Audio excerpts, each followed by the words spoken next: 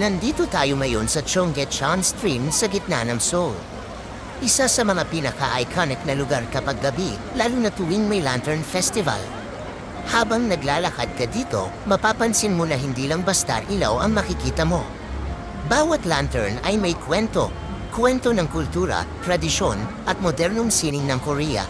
Ang Cheonggyecheon Lantern Festival ay nagsimula bilang isang paraan para buhayin ang ilog at gawing mas malapit sa mga tao ang sining at kultura. Taon-taon, iba-iba ang tema, mula sa kasaysayan ng Korea hanggang sa modernong imahinasyon. Karaniwan, nagsisimula ang festival na ito tuwing November, kapag malamig na ang hangin at mas ramdam ang simula ng winter. At tumatagal ito hanggang January, para salubungin ang bagong taon na may liwanag at pag-asa, habang dumadaloy ang tubig sa ilalim ng mga ilaw. Parang sinasabi nito na kahit gaano kabisi ang lungsod, may lugar pa rin para huminto, tumingin at huminga.